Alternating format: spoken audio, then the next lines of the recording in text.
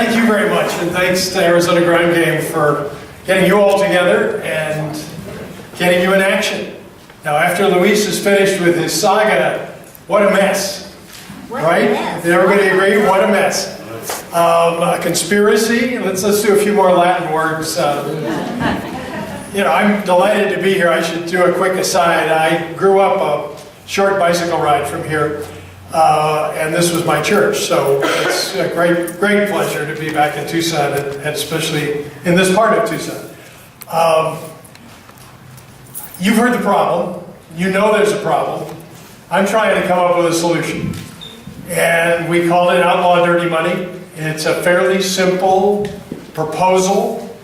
There are no simple proposals out there, but this one I think gets as elemental as you can get. It starts with a paragraph right at the beginning that says, if this is on the ballot and passed by the voters of Arizona, it says the people of Arizona have the right to know the original source of all funds, all contributions, which are designated for influencing our votes.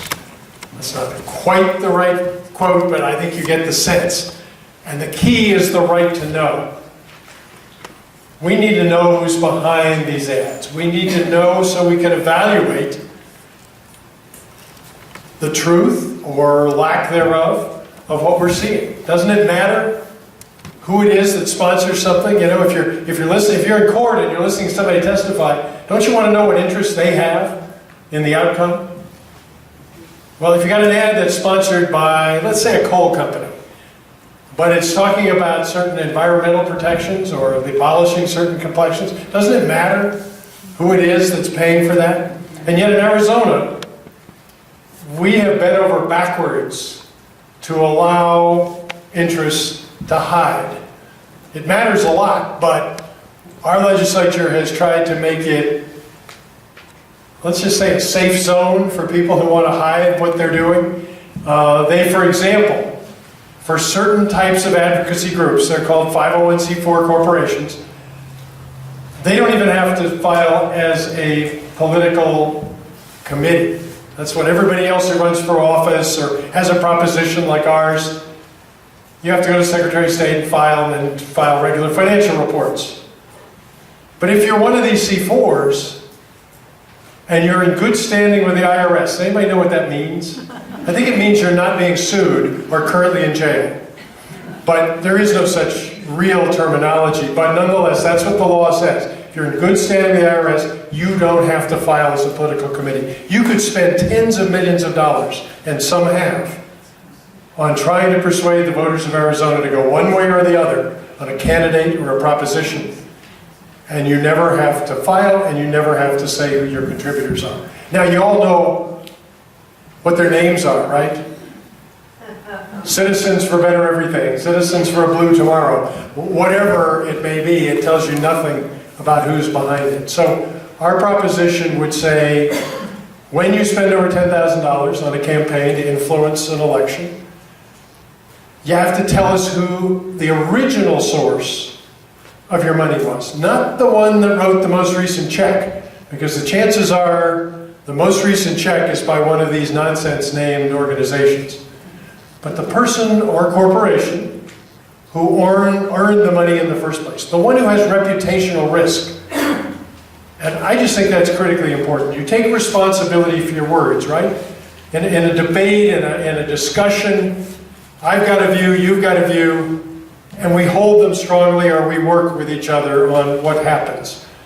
But if one party stays out of sight and never is attributable to what it is they're arguing for, they can say and do almost anything, right? You all know what happened on the internet when people weren't accountable for their statements.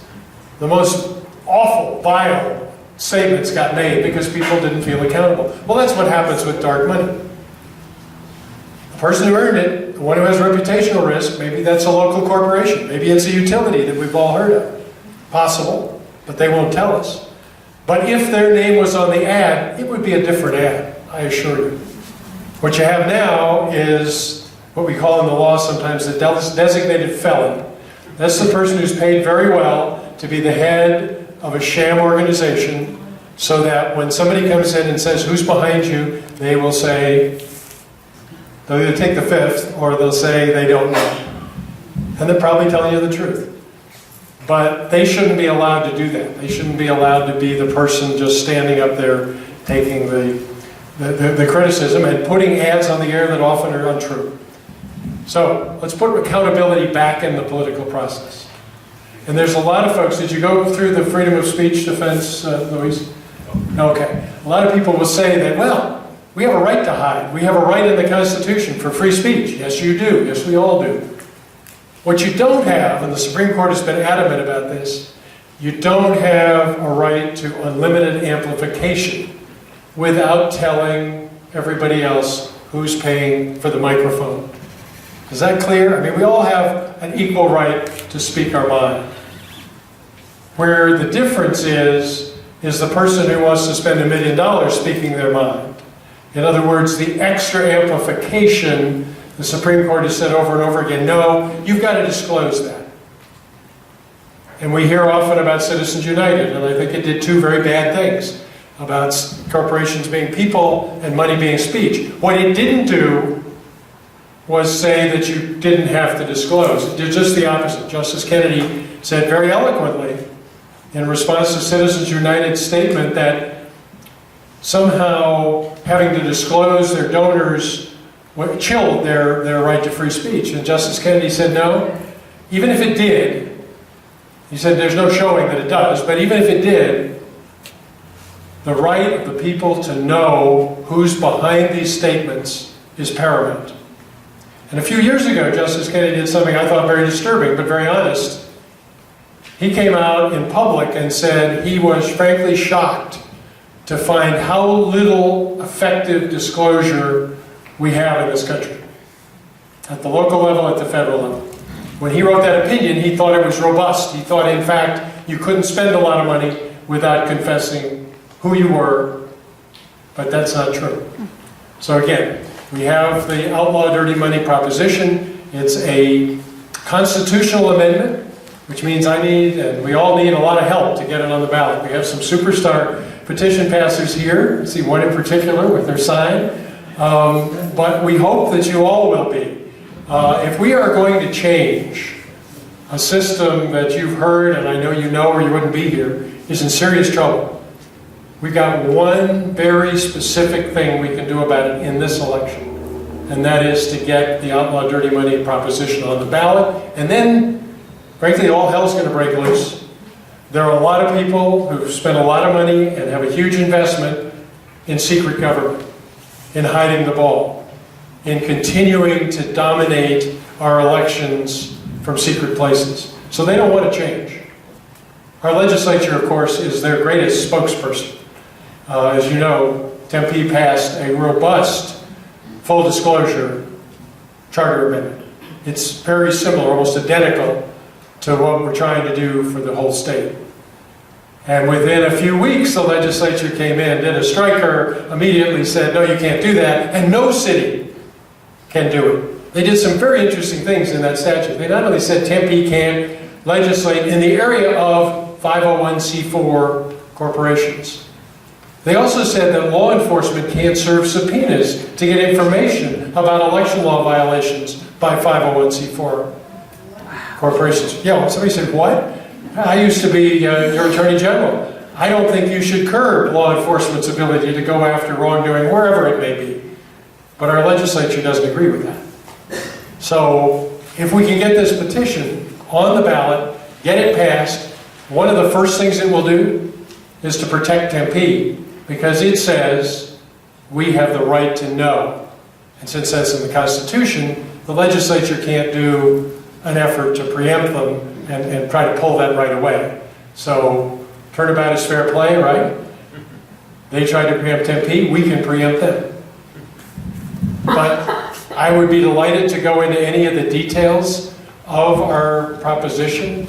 I helped to write it, so I'm rather proud of it, but sometimes it's not immediately intuitive as to how do you get to that original source. And we have a very simple answer for that question. We basically say whoever the leader of the group is who spent the money, made the campaign ad, put it on the air, put the Twitter campaign in process, did the Facebook ads. They have to tell you where the money came from to do that. And they have to tell you who the original source was if it was a major contribution. Now we divide the contributions into two chunks.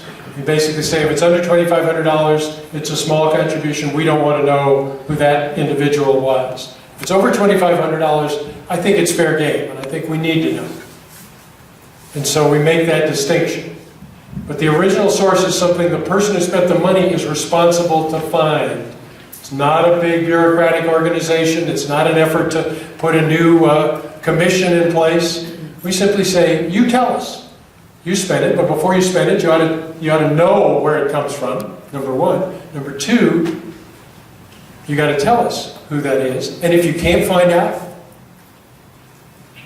I think the answer is don't spend it, or face a very significant fine. And the last thing I'll say is we put in place an enforcement group. They already exist. It's called the Citizen Clean Election Commission.